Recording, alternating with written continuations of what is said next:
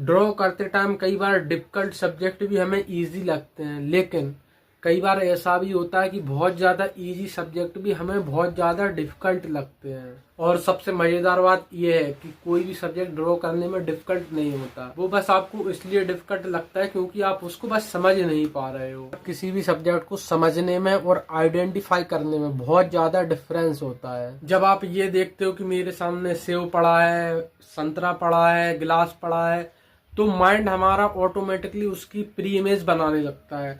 फिर हम अपने सब्जेक्ट को छोड़ के उस प्री इमेज के अकॉर्डिंग सब्जेक्ट को बनाने लगते हैं, और हम अपने सब्जेक्ट को जो हमारे सामने रेफरेंस है उसको सही तरीके से ऑब्जर्व नहीं करते। लेकिन जब आप सब्जेक्ट को समझते हो तो वहां पे आप ये नहीं देखते कि सामने क्या रखा है, बस आप कुछ बेसिक बातों को ध्यान रखते हो, जैसे कि उसकी हाइट क्या है, हाइट के कंपेरिजन में विड्थ क्या है, उसकी एक लाइन के कंपेरिजन में दूसरी लाइन कितनी छोटी या बड़ी है, किस एंगल पर है।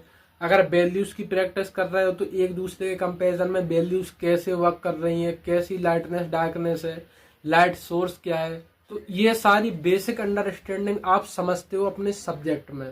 और एक बार इन बातों का ध्यान रखते हुए अगर आपने अपने सब्जेक्ट को समझ लिया तो आप इजीली कितना ही डिफिकल्ट और कितना ही इजी सब्जेक्ट दोनों इजीली बना पाओगे। इसलिए सब्जेक्ट को समझिए, आइडेंटिफाई ना करिए, और आर्ट्स से जुड़ी हुई और भी वीडियोस देखने के लिए इस पेज से कनेक्टेड रहिएगा।